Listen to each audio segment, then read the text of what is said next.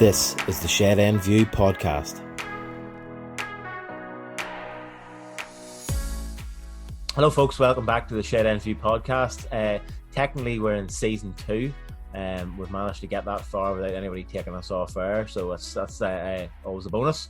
Obviously we're into season 2. We don't know when season 2 in terms of football or our next season is going to start. As everybody's aware now, this season has ended and we've been placed 5th in the league, so probably a disappointing end of the campaign. We've been away in terms of the podcast for I think about 8 weeks now, so it's good to get back, and I think everybody's starting to return to some sort of normality, but I don't think we're out of the woods yet, so we just thought it was the right time to bring back the podcast and get everybody involved and build a little bit of interest before the start of whenever the new season will be. So I suppose, Ali, we've been in plenty of contact over the lockdown. How have you been getting on? I mean, obviously apart from you've been letting that hair get considerably out of hand. So how have things been, I suppose, aside from that? Yeah, all good. I mean, I think the reason why we kind of didn't continue the podcast too was, you're asking the same people the same things. How's lockdown going? How's this? And I think people like pub quizzes over lockdown, they just got to the end of that. So it's nice coming back a wee bit fresh and looking forward. The hair needed cut about 4 weeks before lockdown. So this is just, it hasn't been this long since I've been about 17. I let Louise go at it a couple of times with blunt scissors, and it just didn't work out too well. So I just thought I'll grow out the badness and I'll get it cut properly next week. But when you first came on there, I thought you were half yourself. What's happened here? You're looking a lot healthier. Healthier, well, I suppose slimmer, maybe healthier, maybe not.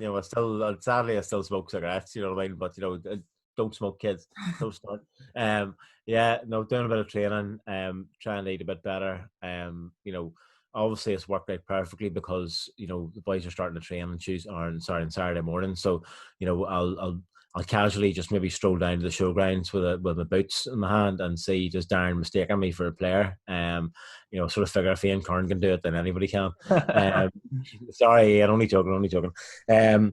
But yeah, just been trying to.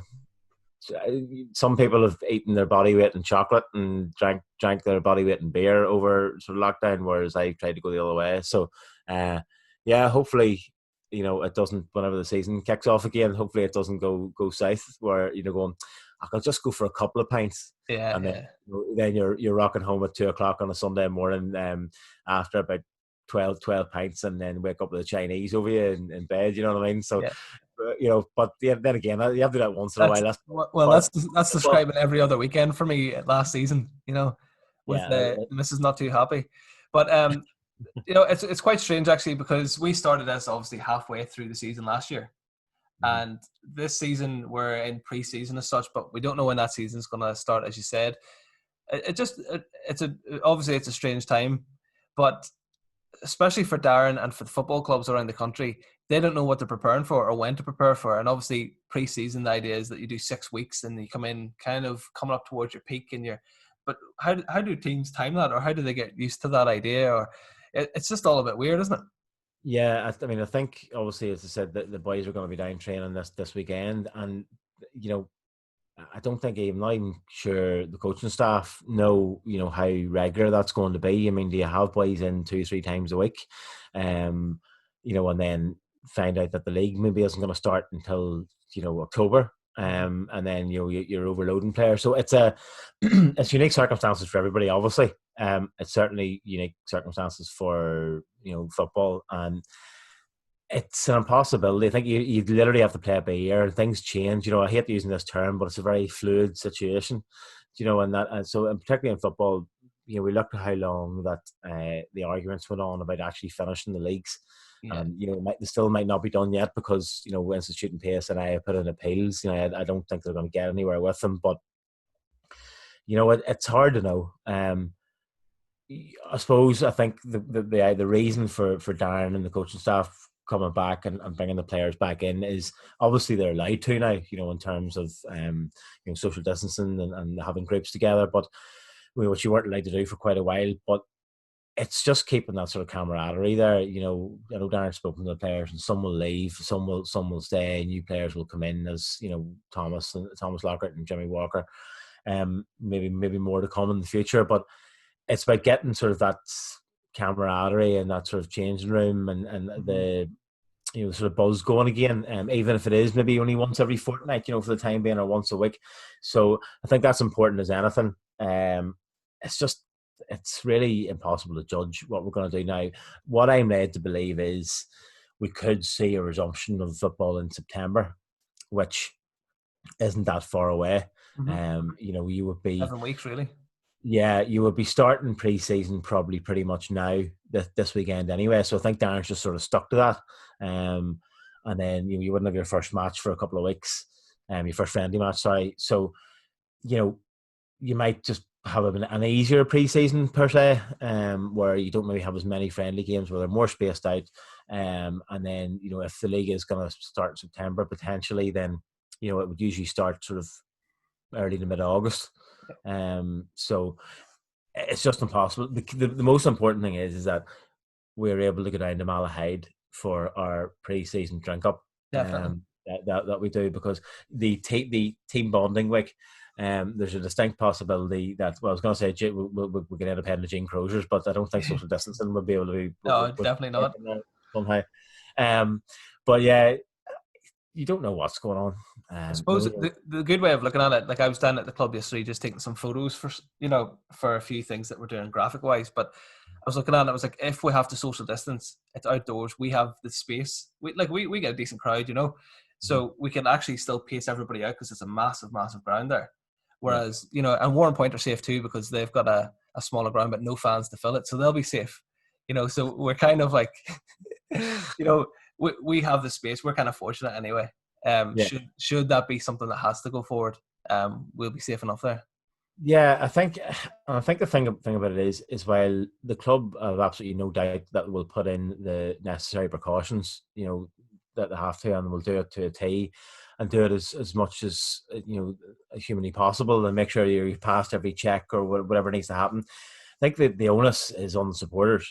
Whenever the matches start, if there are still measures and precautions and restrictions, whatever you want to call them, in place, the onus is on the supporters to, if you want to, the club can put things in place, but you have to adhere to them. And, it's touch wood, we don't get another spike or a second wave of the virus, and we certainly don't want to. The last thing anybody wants is to be getting back to football and everybody sort of enjoying themselves and some sort of normality, and then somebody picks up something from somewhere, and then you have quite a number of people that are in danger and all the rest of it. So people need to take responsibility for their own actions when they come down to whatever ground, not just the showground, so wherever they go, in order, it's a public health thing. And I mean, does that mean will we have supporters buses?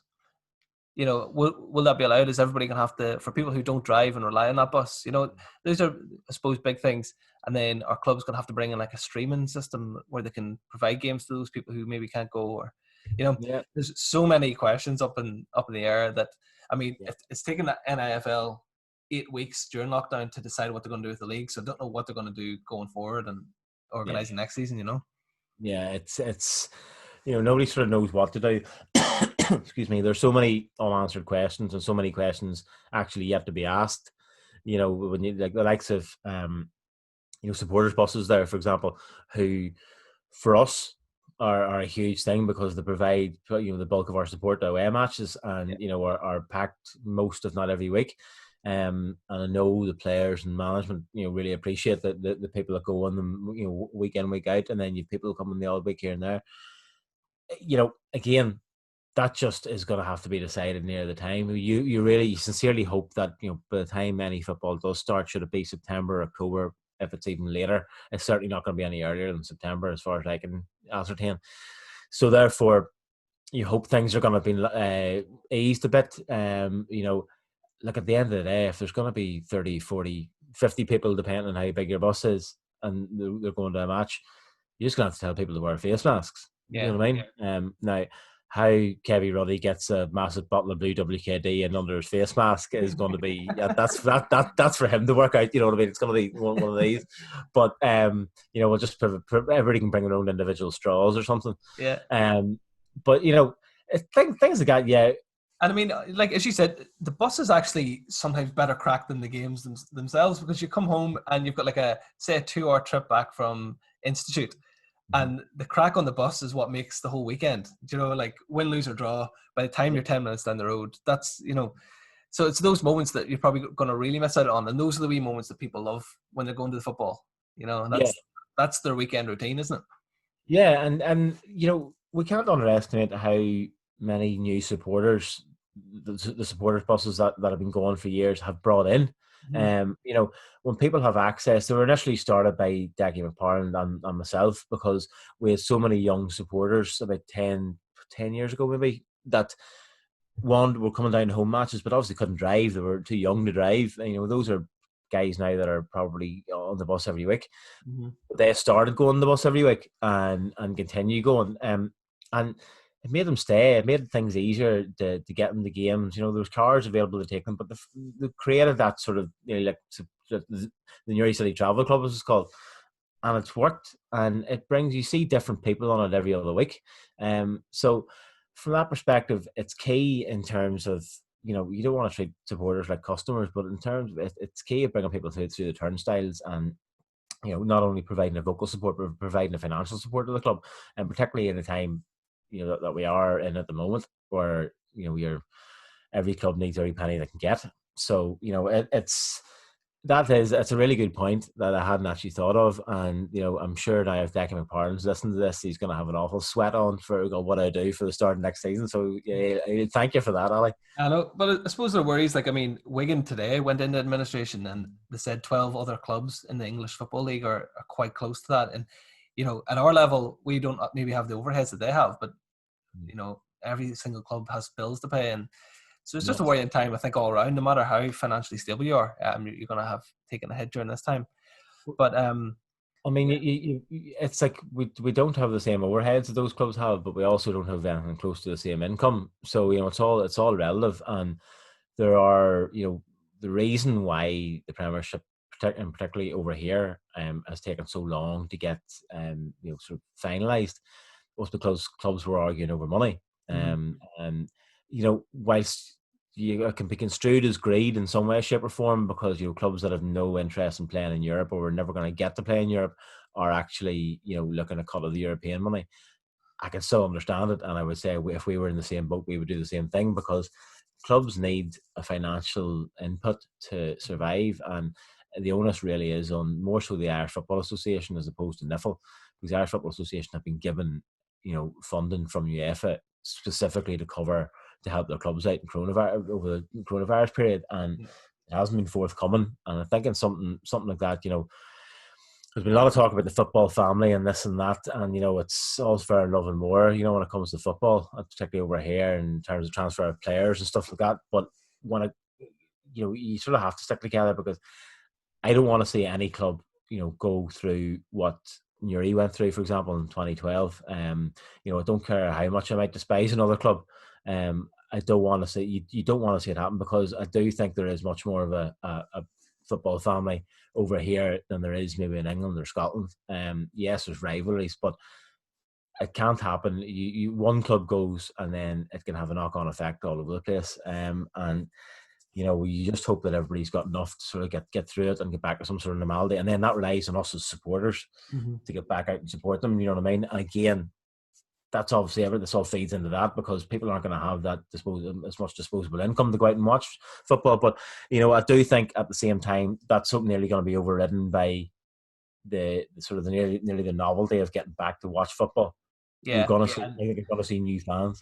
Yeah, and I think the massive thing is probably for our advantage as well. I think we talked about this a few weeks ago, but was, you know, you might not be able to go to England every week now. You might not go to Liverpool or Scotland if that's the case. So for us, we can maybe capitalise on that and get, you know, your fix of live local football is down at the showgrounds, and that's something we're really going to have to push this season. But it'll be interesting to see how it all unfolds. Thankfully now that cloud of uncertainty in regards to the whole COVID and lockdown is lifted somewhat.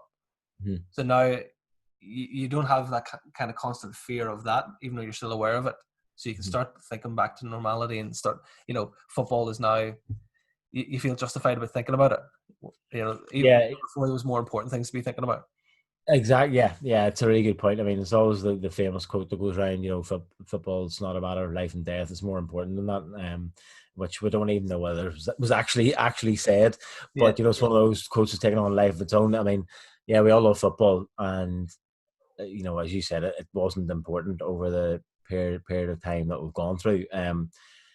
But as you said, it becomes important now because when you're able to get back out and train and play, and then eventually to come out and watch games as supporters, it then becomes really important, and for people that maybe have had a tough time over the last 2 or 3 months and they want to get out and be more social again. A lot of people that have had to completely self-isolate, over the last 2 or 3 months, and through no fault of their own. And there could be Newry fans, there could be Portadown fans, there could be Man United fans, Liverpool fans, anybody.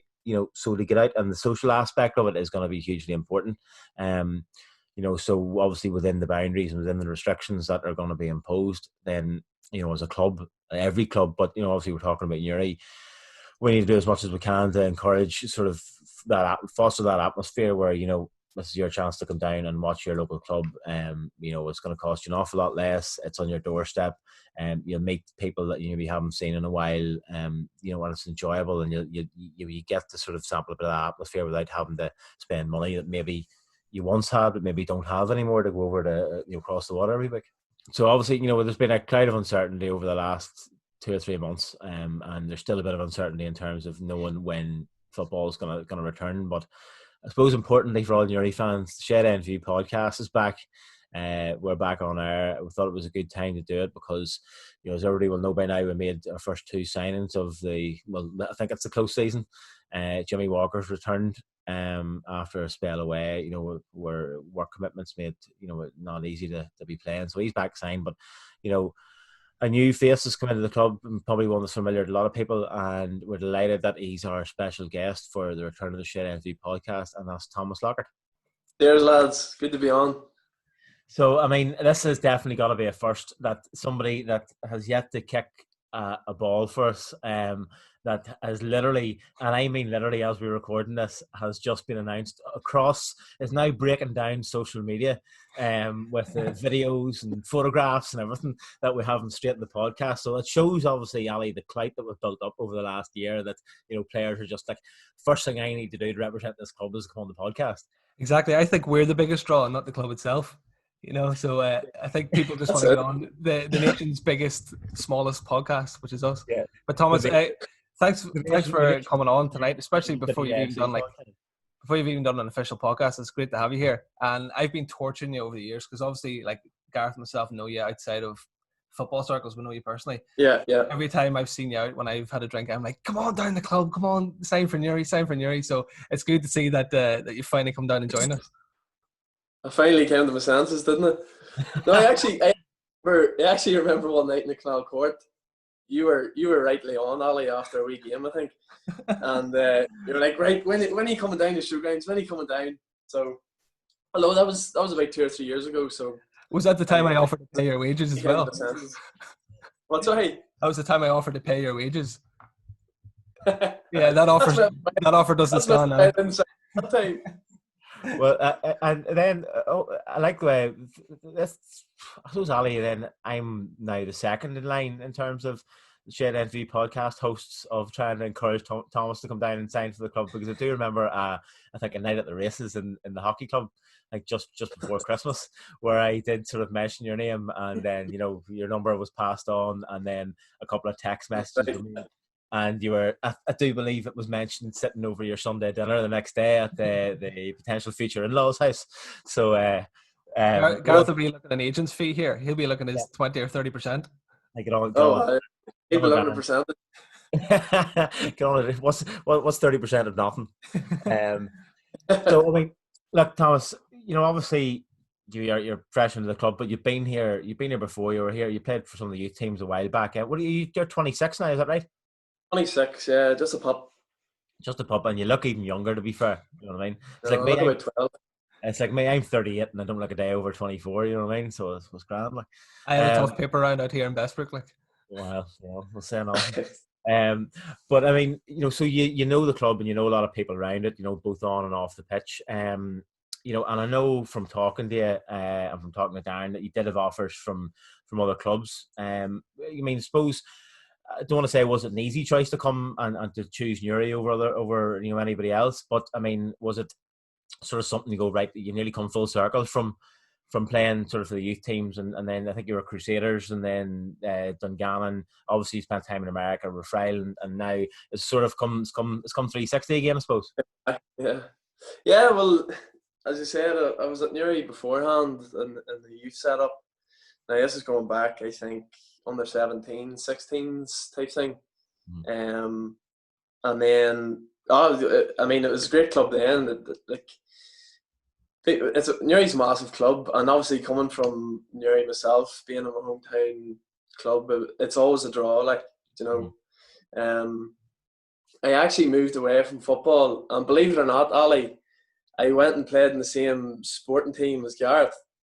Did you? After I did hockey a year, and Gareth, you remember we played in the fours team for the Olympic. Yeah, it was one of the best seasons of sport. It was, the slightly different standards of sport. I think we'll leave it at that. I was going to say, sport's a very heavy word regarding those boys in the force playing hockey. But but I was young, and I was playing football, and I was like, do you know what? I'm going because my dad was playing. Dad was playing as well. Yeah. Which I'll have a question for you. I'll get on to that now. But yeah, we played there for a year. Played for the fours. I think we actually got to the cup final. Yeah. At the end of that season, we got beat, but sure. And then after that, after the hockey, I was obviously missing the football and Money Slane, the next club I signed for. So I was up there a couple of years. After that, went to Freyland, played there a couple of years, and then after Freyland seemed to do well, and then got a phone call from Dungannon to go up there, which was brilliant. It was my first experience in the Irish League in the Premiership. So I spent a year there. I joined in January and sort of had to hit the ground running. And you're still pretty young then as well, aren't you? Yeah, I mean that was 2 or 3 years ago now, probably 3 years ago, 2017 season I think it was. But then again, with my job at the time, I was traveling a lot overseas and missing training, and maybe missing the odd match, so couldn't really get my foot in place, cement a place in the team. But no, really good experience with Dungannon, and great bunch of lads up there, and a great manager, and Rodney McAree. He was a brilliant coach, still is. And then I actually went back to Freyland after that, and then obviously went to the States with my job for a year, and now here I am. Yeah, then you couldn't believe your lucky stars when Darren Mullen's name come up on your phone, incoming call, and you kind of knew the biggest team in the area was looking at you. That's it. Rabbit in the headlights, that type thing. But it was Darren was actually contacting me a couple of times. It was before I went to America with the job that Darren got in contact, and it was I actually went down to the playoff final against Carrick and watched the game there and stuff, and I obviously knew I was heading away, but after that game I was like, geez, what a great time to sign for the club, going up the Premiership. Beating Carrick Rangers, which was a brilliant result. It was a two-legged playoff, wasn't it? Yeah. I never seen the first one, but I seen the second one. I thought Newry were brilliant that night. They gave everything, and what did it end up 3-1 or 3-0 maybe, or 3-1 and 3-2 in the first leg at home after being 2-0 down after 9 minutes. And then 1-3-1 away from home. So it's one of those nights that's been discussed regularly in this podcast. It'll live long in the history. But I was standing there, I was like, geez, I know you're going to the States or signing for Newry, that type thing. But I was like, this would have been great to. You were about to cancel the visa at time, but then obviously coming home from the States and stuff, Darren got in contact again, so I had sort of made my mind up to go to Newry then, even though there was a couple of clubs interested, So how much, the most important question, the burning question that everybody's going to want to know is how much of an influence did Darren King have on your decision to join the club? I mean, did he threaten you to not let you go out with his sister anymore? No, that wasn't in the negotiations at the time.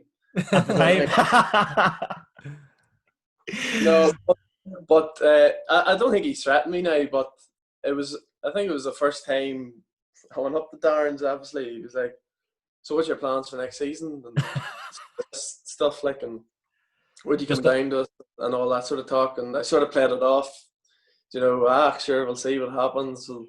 But I'd sort of in the back of my mind sort of knew what it was for doing, so there was no real influence there. We'll just at this point in time we'll have to put a disclaimer out that the Shed NV podcast does not advocate tapping up of any players whatsoever, if that's what you can call it. I mean, I suppose obviously, as I touched on earlier, a lot of people go down at the club both on and off the pitch from various sort of walks of life and people that you've met over the years. But particularly the sort of current playing squad. And I know there's likely to be a few changes maybe before the start of this, the season, because yes, that may be.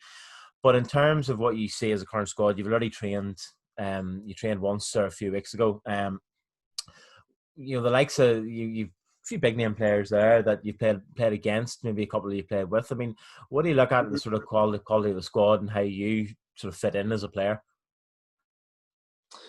Yeah, well, obviously, I've been to the right few games, over the past season and a half, and I know I know most of the lads down there anyway. And as I said, we trained there a few weeks ago on a Thursday night, and straight away I fitted in well. Just I know the lads and played against most of them at my time at Dungannon, but and even Money Slane and coming up, but. Look, I think the squad we have right now, if we were to lose boys or bringing in fellas, I think we have a really good chance this season, And then, as I said to you the other night, obviously Institute's coming down from the Premiership, which they will probably, rightly so, be favourites, coming down, having the experience last season in the Premiership. But, if we have the same squad that we have now, and then the likes of myself coming in, there's no reason why we can't, compete for the league this season. I think anyway. I mean, as I said, I've watched a lot of games over the past season. Any games that I can try and get to. I feel that Newry always try and play football. And I think that'll suit me as a player. As a winger, getting the ball in the feet and getting at boys and making things happen. And I was just going to ask you that, Thomas. See, for people who haven't seen you play before or don't really know you, how would you describe your style of play? If you want to introduce yourself to the Newry audience here, what can they expect? I don't know, something too much expectations of me here. I'll sort of play it down a wee bit, will I? No, well. As a player, I've always been a winger all my life, or a forward, or whatever way you want to put it, left or right. So, I always try and have a bit of pace about me. Hopefully, that'll last in the latter of my career. Who knows? But at 26, I think I'll have some of that left. But yeah, a bit of pace about me, and I like to get on the ball and beat people, one-on-one situations, or.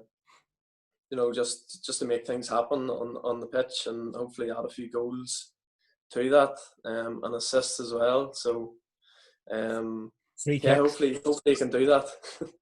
Free kicks you'd be renowned as a bit of a set piece expert. Would that be fair in saying? And see this sort of playing things down. No, I'm just gonna go. I'm just gonna put the pressure on you straight away. We're expecting to see numerous sort of Messi-esque free kicks. You're left-footed, aren't you? Man. Yeah, so we're expecting to see, Mark Hughes has now realised. I wouldn't go as far as Messi now, Gareth. That's putting. No, but in terms putting of pressure on Messi. Yeah, but I'd just like to put this out to our current captain Mark Hughes, who probably thinks he's the best left-footed free kick taker in the club, which he probably before you arrived was the only left-footed free kick taker in the club. So that's something that you've scored a few goals. You remember you scored a cracker for Friday last season. I mean, you only played a couple of games, I think, but there were a few games. You scored a left-foot free kick. I mean, that's something that we probably don't score enough of. Maybe score from set pieces in terms of ball put into the box and a header or a ball dropping and things like that. But in terms of direct from free kicks, we probably don't. McCullough gets the odd few, but that's about it, really, isn't it? Yeah. And then there's the two players, obviously, for anybody that's watching this and doesn't know, obviously Jimmy Walker re-signed at the same time as yourself the other day. When Jimmy would be sort of a free kick I wouldn't say a free kick expert, but in terms of sort of creativity, that's two pretty creative players that we've brought in. And as I say, we don't know what way the squad's going to shape up for the next season, but I think one of Darren's biggest sort of criticisms, not necessarily criticisms, one of his biggest sort of annoyances maybe of last season, and probably the number of supporters as well, is that we didn't score enough goals. We're decent at the back, we're strong at the back. We probably created a fair amount of chances, but probably didn't take them. I mean, something that goals, as you touched on there yourself, goals obviously are key to any game, but goals, from your perspective, are something you'd probably be aiming to hit double figures come next season, wouldn't it?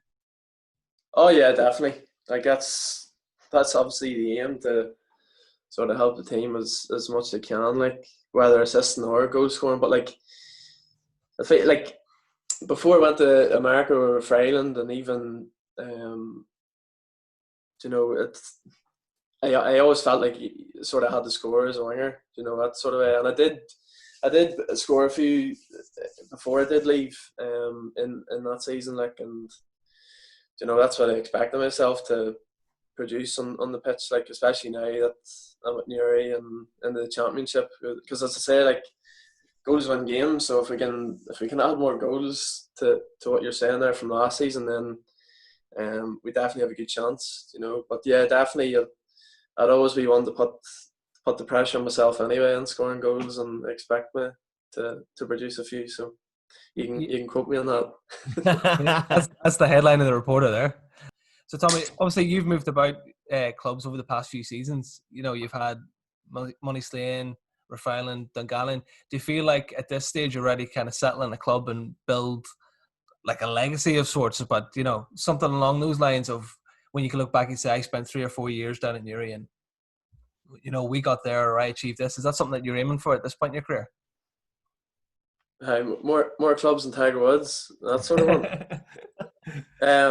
Oh yeah, definitely. I'm sort of at the age now where I want to sort of settle into a club and sort of try and bring success to Newry. That sort of thought process, So, as I say, I'm 26, and you're saying 3 or 4 years, but ideally even beyond that, sort of settle in at the club and stamp my place, all being well, and hopefully help the team.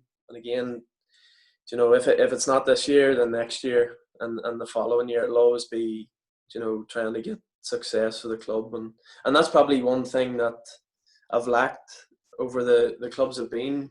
And I know I'm still young and stuff, but trophy-wise, as a player, you want to win trophies and you want to win, different things with different clubs, and that's probably the big thing that I want to try and add to my career, just a bit of silverware, and it'd be great to do it with Newry. So that would be definitely to settle down at a club and sort of kick on from there. And but as I said, like, it's my hometown club, so it'd be great to stay for years to come. And I know a lot of people down at Newry, even fan wise, and the players, as I said. So Lockhart promises goals and trophies. We can quote you. Well, I still would like to win trophies. I didn't guarantee trophies there, but I mean, you touched on that leads nicely into my next sort of question. Now you touched on, you say you obviously know a lot of supporters and know a lot of the fans. As we've touched on, how much of a draw is it to play with whenever you're maybe balls over the right hand side, maybe you're in the left or vice versa, and the players but you're at a tight ground. You're only a couple of yards from the fans, and you just hear a certain Neil McCullough Gulder in the background, either a beaten linesman or a winger or a referee or an opposition player, or the first time you're fouled. Can I just let you know, the first time you're fouled within 50 yards of Madá, he's just going to go absolutely bonkers. So you've that to look forward to. So how much of a draw? You obviously know Madá pretty well. How much of a draw was that to come down to programs?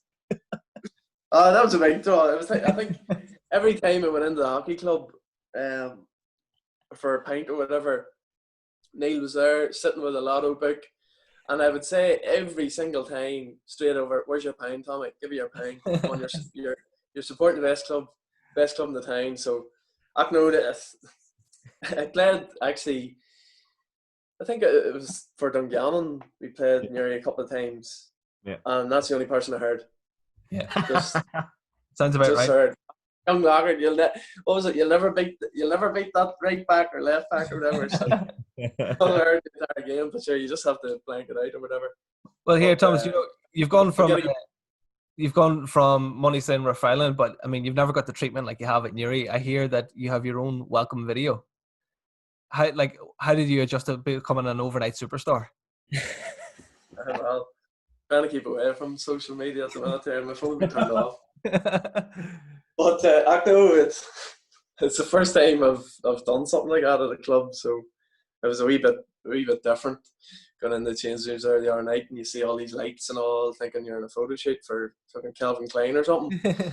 But and I'll definitely not get there anyway, so I'll make the most of it. I'll take all I can get. But, last time there were lights in that changing room, it was Gareth and his dad and a few other of the select few from Newry that were lining up, and that definitely wasn't a Calvin Klein shoot either. No, that was I don't know. I'm not even sure they can actually term that anything. I actually watched that video.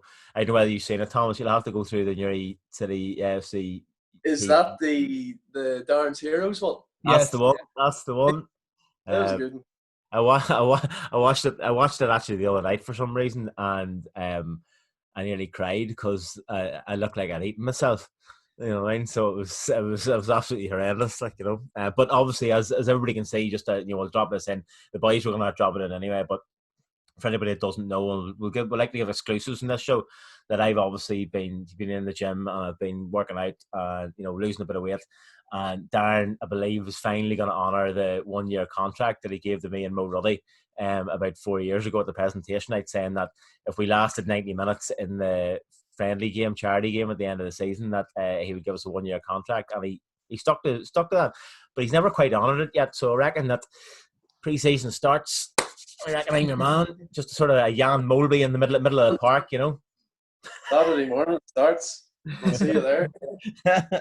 So you make sure show that cup there. It's just to point out, other forms of beverage are available, by the way. But that Coke want to sponsor us, that's fantastic. Yeah, I thought it was a beer when you first came on. Yeah, no, I'm a finely tuned athlete these days. Yeah. I suppose from a play, and this is more a general question, Tommy, because again, as we've touched on, but don't know when the season's going to start. It's all sort of very much up in the air at the minute. As you said there, you're going to be back in training on Saturday morning. But from a player's perspective, I suppose it's odd to sign for a team whenever you don't know when the next season is going to start. I mean, how different has this been, to be moving to a new club, albeit it is your local club, but moving to a new club and still not going right? Well, is pre-season going to be 2 months? Is it going to be 4 months? It could be, it could be anything. Is it sort of an odd feeling as a footballer? It's been odd enough, to be honest. I'm sure it's been odd for everyone. This whole situation with the coronavirus and stuff. But I'm bloody sick of that word, but but as a player, back in March, you're thinking, right, this could be a couple of months, or this could be whatever, and then couple of months and on, and then it's another couple of months, and then another couple of months after that. So as a player, you don't really know what to be at. Like I was at the final at the time, and we didn't know we had a lot of league games to play after that with the whole lag of the season. And we were getting told, right, it wasn't going to be finished. It was going to be finished. It'd be finished over the summer. So you're trying to keep fit, or going out running, doing the odd gym session or whatever. But then it got to a point where it obviously was cancelled. So you're basically training for nothing, and you could maybe overdo it to a certain extent. So as a player, I was doing the odd bit, and then I just sort of knew rightly that seasons weren't going to finish, especially over here, like with everything.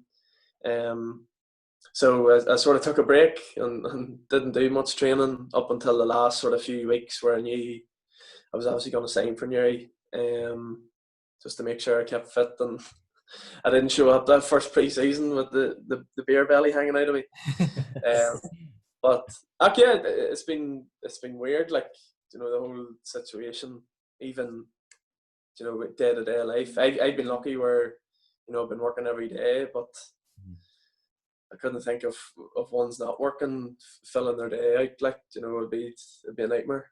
But yeah, as I said, I'm just, when I got Darren actually texted her into the group today about training, so I'm just buzzing to get back and getting the ball, kicking it, pretty much.